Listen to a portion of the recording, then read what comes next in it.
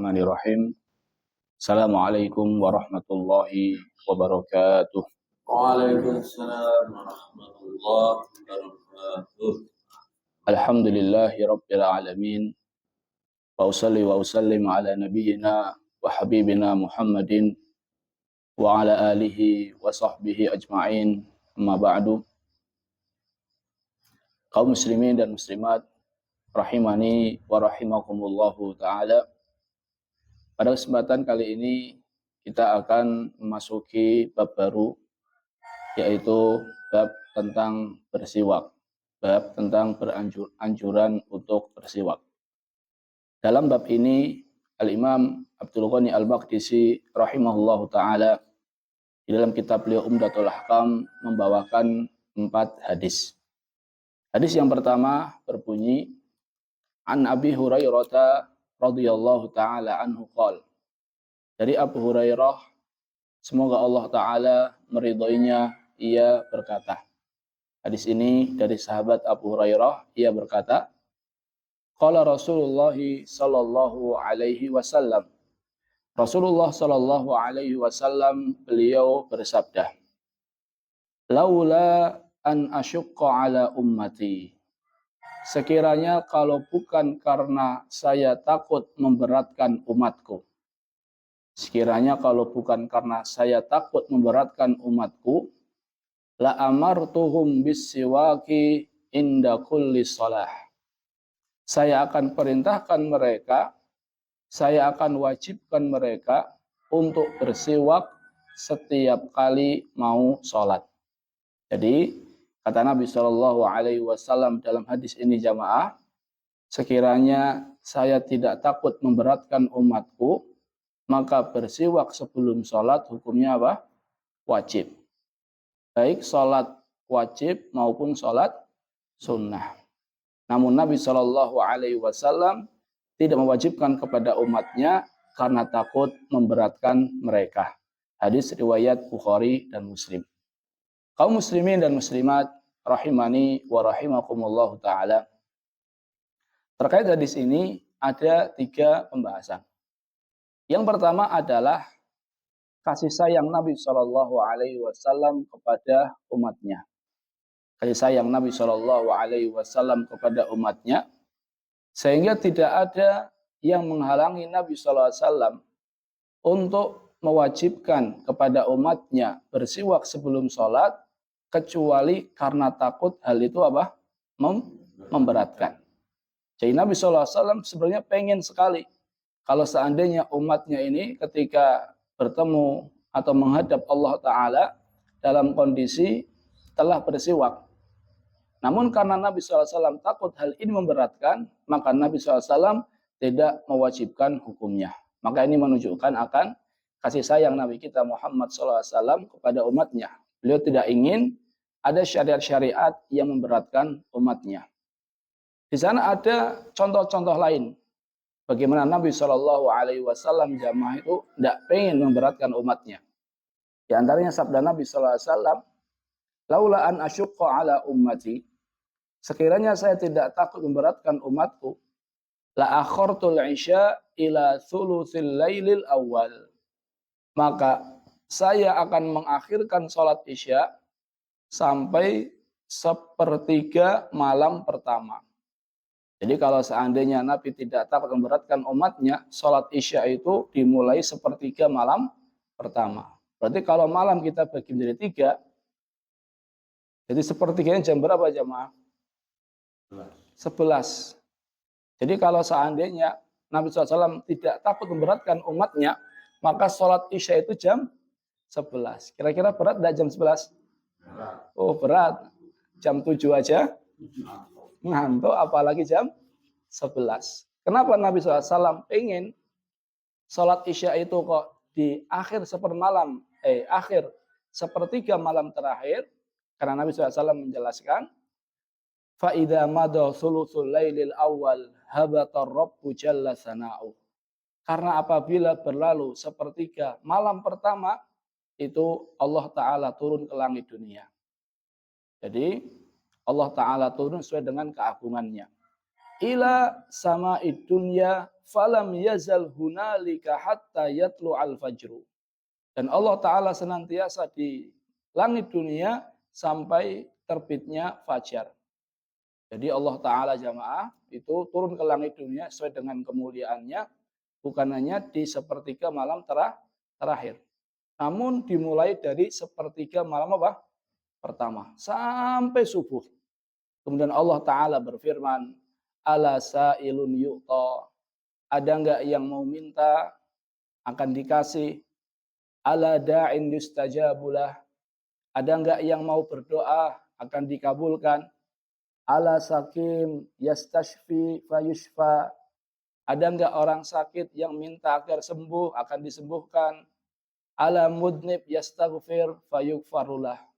Ada enggak orang yang banyak dosa, pengen istighfar, akan diampuni. Jadi sebenarnya Nabi SAW jamaah pengen agar sholat isya ini di waktu yang sangat mulia.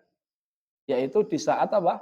Allah Ta'ala turun. Sepertiga malam pertama. Namun karena Nabi SAW tidak pengen memberatkan umatnya, sehingga Nabi SAW tidak mengharuskan mereka untuk sholat di sepertiga malam pertama. Lagi-lagi jamaah, kenapa Nabi tidak menganjurkan, tidak mensyaratkan hal tersebut? Karena takut apa?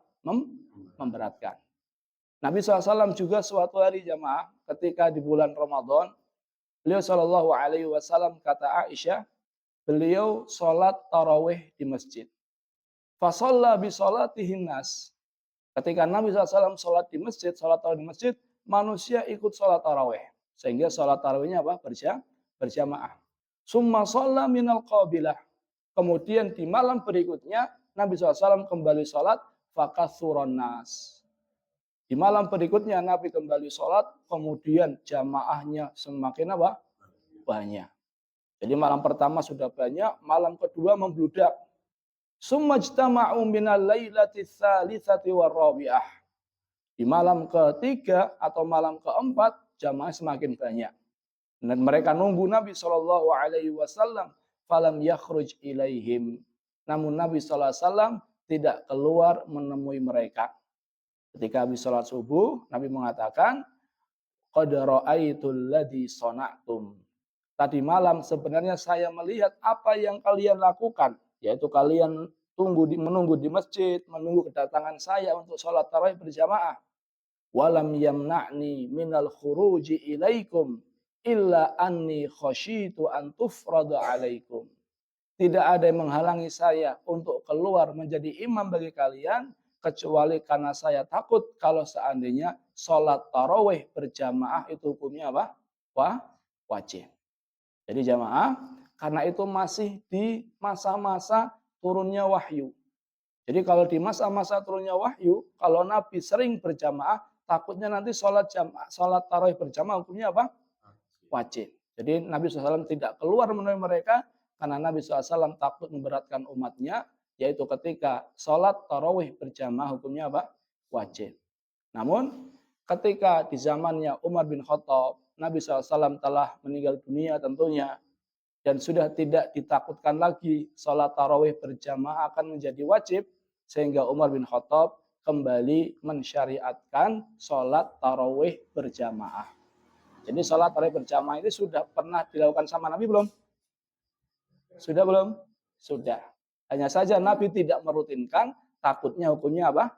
Wajib. Ini menunjukkan akan Nabi SAW itu jamaah nggak pengen ada syariat-syariat yang memberatkan umatnya. Di antaranya tadi, sebenarnya siwak manfaatnya luar biasa, namun Nabi SAW tidak mewajibkan karena takut memberatkan umatnya. Ini yang pertama.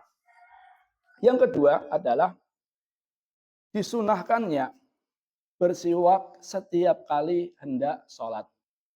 Disunahkannya bersiwak setiap kali hendak sholat. Dan ini sangat ditekankan jamaah. Sampai-sampai sebagian ulama mengatakan hukumnya wajib. Namun kita katakan yang lebih kuat hukumnya apa? Sunnah. Al-Imam Syafi'i rahimahullahu ta'ala beliau mengatakan, fihi dalilun ala anna siwaka laisa biwajib. Hadis ini menunjukkan bahwasannya siwak itu hukumnya tidak wajib, namun sunnah. Li'annahu law kana wajiban la amarahum bihi. Karena kalau seandainya hukum wajib, tentu Nabi SAW akan mewajibkannya. Syaqqa alaihim awlam yasyuk. Baik memberatkan atau tidak memberatkan. Jadi intinya jamaah, setiap kali orang mau sholat, itu disunahkan bagi dia untuk apa? Bersiwak. Apakah mewakili sikat gigi? Maka jawabannya adalah insya Allah mewakili. Nanti kita akan bahas secara terperinci insya Allah pada pertemuan berikutnya. Namun secara ringkas, sikat gigi itu juga mewakili. Kenapa demikian? Karena tujuannya sama. Apa itu jamaah? Membersihkan mulut. Ibnu Daqiq Al-Aid rahimahullah ta'ala jamaah menjelaskan hikmah. Kenapa sih kok kita ini disunahkan untuk bersiwak setiap kali mau sholat? Beliau mengatakan ada dua hikmah. Yang pertama karena kita akan bertemu dengan Allah Ta'ala. Kita akan menghadap Allah Ta'ala. Maka sangat ditekankan seseorang ketika dia menghadap Allah Ta'ala, dia dalam kondisi mulutnya bersih. Bayangkan jamaah kalau seandainya kita mau ketemu sama siapa? Orang yang kita anggap terpandang. Contohnya mau ketemu sama presiden. Ketika kira-kira kalau bangun tidur belum sikat gigi bagaimana? Malu enggak? Malu kan?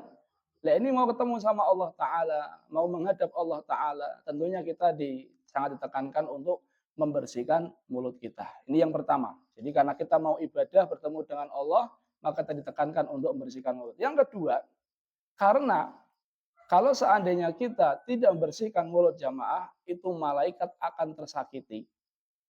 Jadi malaikat itu akan merasa tersakiti dengan aroma yang tidak sedap dari orang yang sholat sebagaimana manusia juga tersakiti.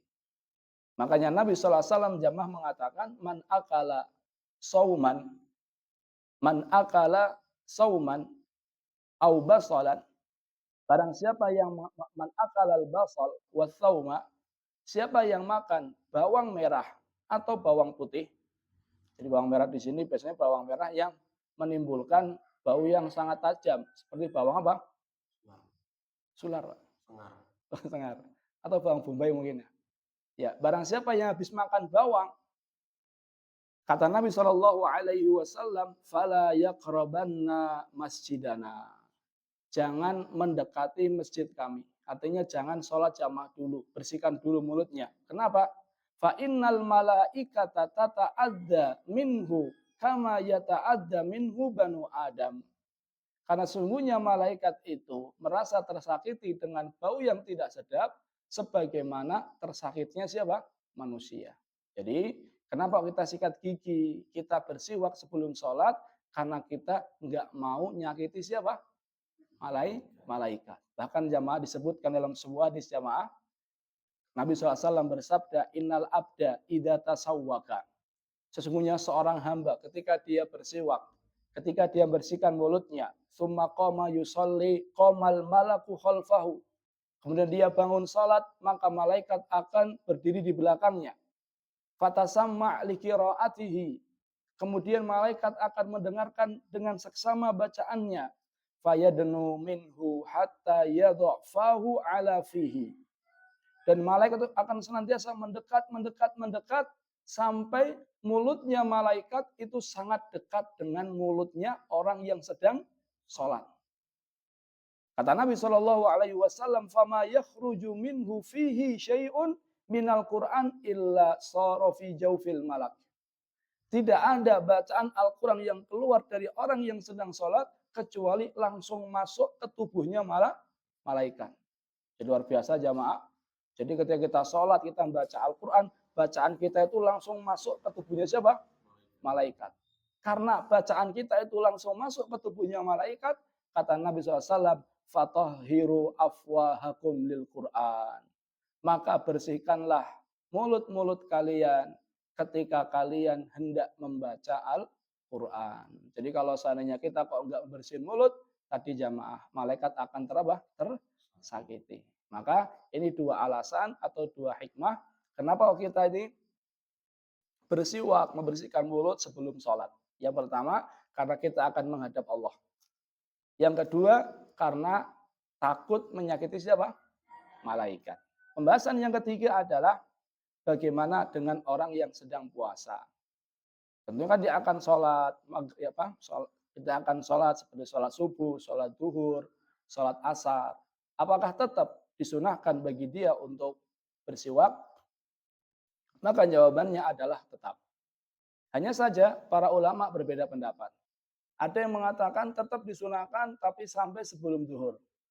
Ada yang mengatakan tetap disunahkan walaupun sampai maghrib. Wallahu alam, pendapat yang lebih kuat adalah tetap disunahkan untuk membersihkan mulut sampai maghrib. Mana dalilnya? Yang pertama hadis ini. Kata Nabi SAW, laula an asyukka ala ummati la amartuhum bisiwak inda kulli shalah. Kalau seandainya saya tidak memberatkan umatku, saya akan perintahkan mereka untuk bersiwak setiap kali mau sholat. Berarti kan ini disunahkannya untuk bersiwak setiap kali mau sholat. Masuk di dalam sholat duhur, sholat asar. Jadi di sini umum, mau sholat yang di saat kita sedang tidak puasa, maupun sholat yang di saat itu kondisi kita sedang apa? Puasa. Tetap disunahkan untuk bersiwak. Yang kedua adalah anna Nabi sallallahu alaihi wasallam dakhala baitahu. Nabi SAW kalau masuk rumah itu beliau SAW memulainya dengan bersiwak. Dan Nabi SAW masuk rumah hanya bukan sebelum duhur, kadang sebelum duhur, kadang kadang setelah duhur, kadang setelah asar. Dan ini menunjukkan bahwasannya Nabi SAW tidak membatasi bersiwak hanya sampai waktu duhur. Dan Nabi SAW juga bersabda dari yang lain, as-siwaku matharatun lil fam wa mardatun lir rabb. Siwak ini bisa mendatangkan keridhaan Rabb dan dapat membersihkan mulut. Ini umum jamaah baik sebelum duhur maupun setelah duhur. Hanya saja jamaah, kalau seandainya kita berpuasa, usahakan untuk berhati-hati jangan pakai odol. Jangan pakai odol. Karena sebagian odol itu aromanya sangat menyengat. Jadi kalau masih tinggi, silahkan sampai maghrib. Tapi kalau mau hati-hati, jangan menggunakan odol. Jangan menggunakan odol, ini jauh lebih hati-hati. Wallahu ta'ala alam bisawab. Ini bisa sampaikan. Yang pertama adalah kasih sayang Nabi SAW. Beliau tidak mewajibkan karena takut memberatkan. Yang kedua adalah sangat ditekankannya kita senantiasa membersihkan mulut kita baik dengan siwak maupun dengan sikat gigi. Dan yang ketiga adalah hal ini berlaku bagi orang yang berpuasa. Hanya saja kalau kita mau hati-hati, kita menghindari odol. Wallahu ta'ala alam. Kita tutup dengan doa kafaratul majlis. Subhanakallahumma bihamdika asyhadu an la ilaha illa anta astaghfiruka wa atubu ilaih. Assalamualaikum warahmatullahi wabarakatuh. Waalaikumsalam warahmatullahi wabarakatuh.